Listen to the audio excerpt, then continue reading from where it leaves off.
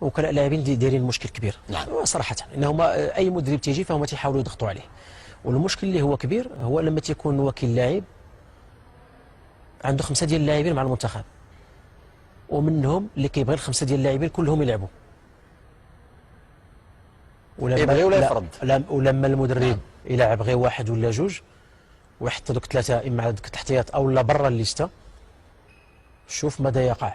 تمرد. ما هي الاتصالات اللي كتوقع ما بين كذا وكذا وكذا وكذا وكذا وكذا. زياده مع الاسف انه مجموعه من الصحفيين تيشتغلوا مع هاد الوكلاء ديال اللاعبين، اللي كتحصل لاعب مع الاسف لاعب في ظرف ديال 5 سنين 6 سنين لم يقدم شيئا للمنتخب الوطني، وكل مره تيدير غير رفعه تيدير غير سونطراج في شي ماتش تيماركي واحد اخر، تيكتبوا عليه 5 ديال الصفحات 3 ما تيكتبوا عليه لانه دار سونطراج كيكتب عليه فلان وفلان وفلان وفلان وفلان وفلان. هذاك الشيء واضح. شوف الناس اللي فاهمه واضحين عارفين الامور، عارفين اللاعبين اللي كيلعبوا على مستوى كبير وعندهم اخلاق طيبه، وعارفين اللاعبين اللي كيرجعوا للمنتخب استنادا للصحفيين والوكلاء ديال اللاعبين ديالهم. هذا الشيء معروف، ومع الاسف حنا كثير من الاشخاص ما تيبغوش يتكلموا على هذه الامور. انا تنظن راه المشكل الكبير في المنتخب، وهذه هي الجمله اللي ربما خاص تنتمنى ان الناس يسمعوها والناس المسؤولين ياخذوا بها. انا تنظن انعدام ضوابط في المنتخب هو اللي خلى الكره المغربيه كترجع للوراء.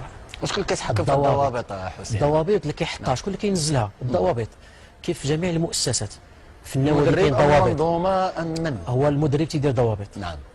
المسؤول تيدير ضوابط، وهنا كتبقى الا بغى الجمهور يتبع مرحبا، الا بغات الصحافه تتبع مرحبا، الا ما بغاوش المشكل ديالهم هذاك.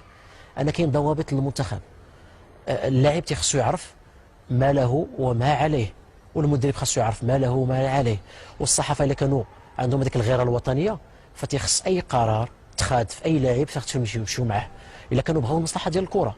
الا كان كل واحد او ذاك وكيل مع الاعمال تيشوف مصلحته هو وتيشوف خاصو يجيب واحد اللاعب ويلعب واحد الماتش باش يبيعوا لواحد الفرقه لانه اصبح لاعب منتخب وليس لاعب فريق عادي، لانه كاين فرق هناك في العقود، وهذه الاشياء يعني معروفه. مع الاسف انه الضوابط للمنتخب لا توجد ضوابط. يعني عندنا بعض اللاعبين